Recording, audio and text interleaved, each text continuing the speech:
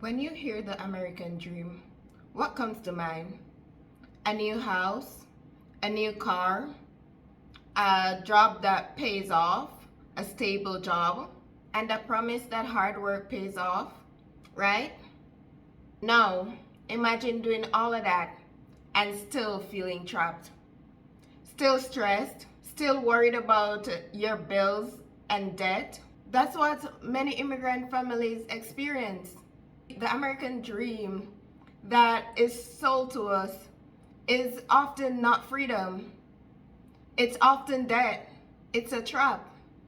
Today we're going to look into why the dream that you have been chasing might not be your dream at all, and how you can start building real freedom instead of debt. When I first came to this country, I believed that success meant proving myself. Like proving myself. If people saw me driving a new car, living in a decent house, and wearing nice clothes, they would know that I made it. Because of this, I worked harder than ever. I worked harder than I ever have in my entire life.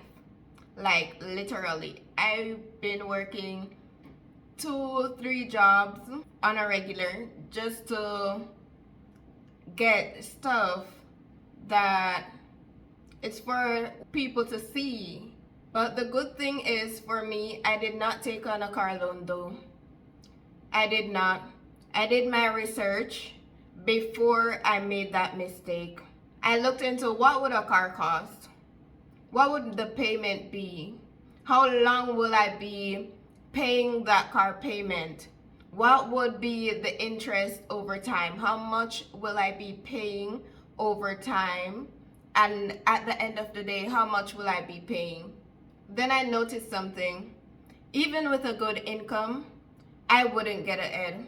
Every paycheck would vanish because the things I think that would bring freedom, they would not.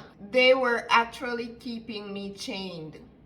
And then what I realized is that the American dream that I've been chasing, it wasn't my dream. It was not. It was a system that is designed to keep people like us working, spending, and paying interest for a lifetime. Let's break this down. Why does the American dream feels like freedom, but it is often debt? Number one, it glorifies consumption over creation. We're told, buy a new house, get a car, show success, but the focus for that is on appearance, not actual financial security.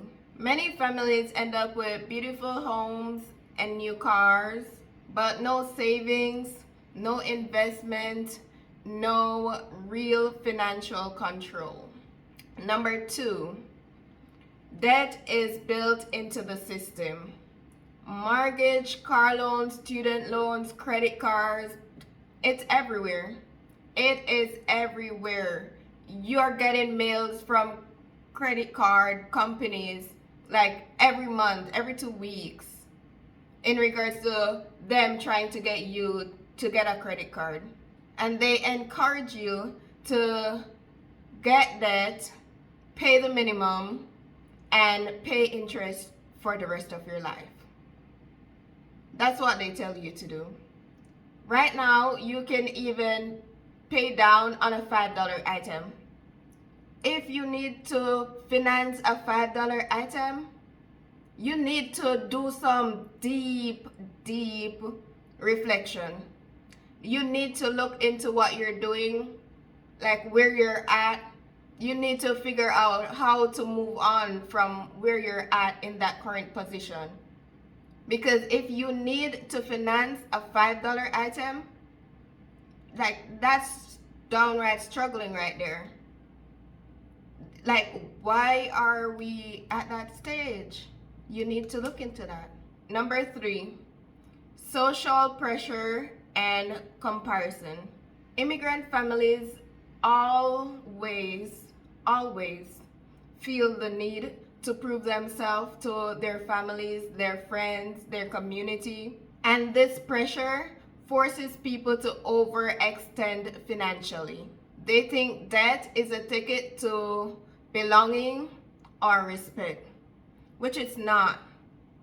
It is not. If your friend or your family is not there for you when you're struggling and trying to make it out with that cheap car, with that car that might be breaking down. I'm not telling you to get a car that's breaking down, mind you. But with that car that don't look good, like if they're not for you, then you don't need them with you when you are way past that stage and you're succeeding and now you can get a better car. You don't need them with you then. You don't. Number 4, short-term thinking over long-term planning. We are often celebrating milestones without asking a few simple questions to yourself. Questions such as, will this investment actually secure our family's future? A new car or a new apartment might feel like success. It might feel like progress. But because this comes with debt, it might slow down your progress to success. It might slow down your progress to financial freedom. Now let's look at the alternatives. How do we redefine the American dream for ourselves and even our families? Number 1, measure success by freedom, not possessions. With this, you're gonna ask yourself, am I buying things because I can or because I want control over my life? And true success is having choices. And these choices, money should provide, not take away. We need to stop making choices because of what others will think. We need to stop making choices because of what others would think. Stop building your life based on the opinions of others. It's your life. Take control of it. Number 2, build wealth, no debt. Instead of buying a car or financing a car, rather, focus on investing that money, creating your savings or your emergency fund. Focus on things that are going to improve you in the long term. A $30,000 car might look impressive. It really does. It looks really good. But a $30,000 emergency fund gives you real power and peace of mind. Number 3, focus on generational impact. Debt doesn't just affect you, it affects your kids as well. And possibly their kids if they don't break the cycle of that mindset.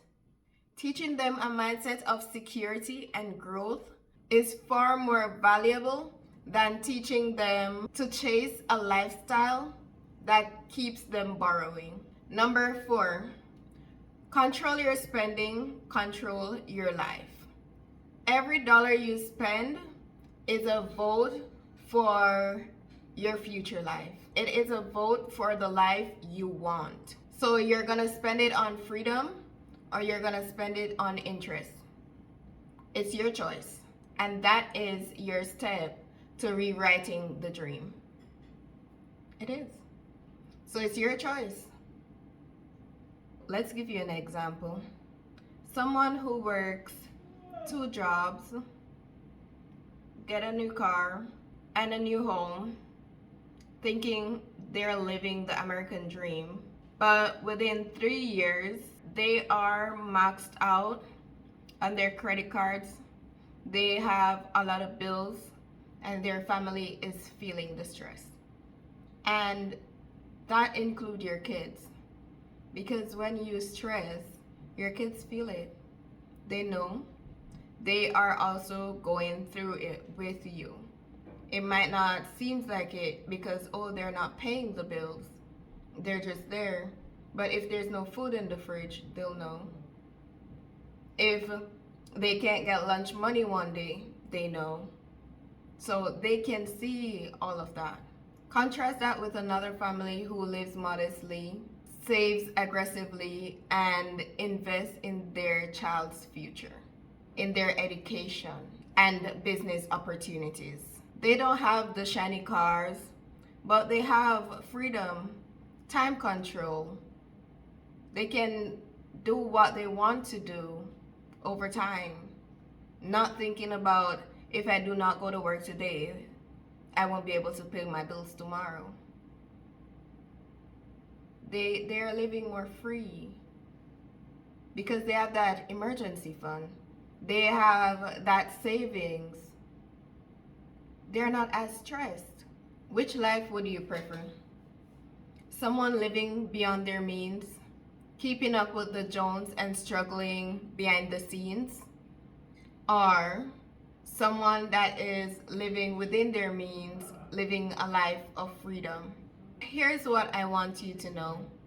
The American dream isn't a house or a car. The real dream is freedom. Freedom from debt, freedom from stress, freedom to choose what you want to do tomorrow, freedom to make choices for your family, and not money controlling your life. You don't have to follow the path everyone tells you is success. You can create your own version of the American dream. One that works for your family, one that doesn't trap you in bill payments, one that builds true wealth over time. If this message resonates with you, make sure to hit that subscribe button and turn on your notifications. Share the videos to someone who you think should get this information, someone who you think should know how to control their money and how to manage their money better. Then I would like you guys to comment down below, what does the American dream mean to you? Next, we're gonna talk about the biggest money mistake immigrant families make and how to avoid them. That video is going to give you actionable steps to break free from debt and move on into success and creating freedom for your family and yourself. Quote of the day. The true dream isn't about bigger houses or nicer cars, it's about building a life of freedom, faith, and family.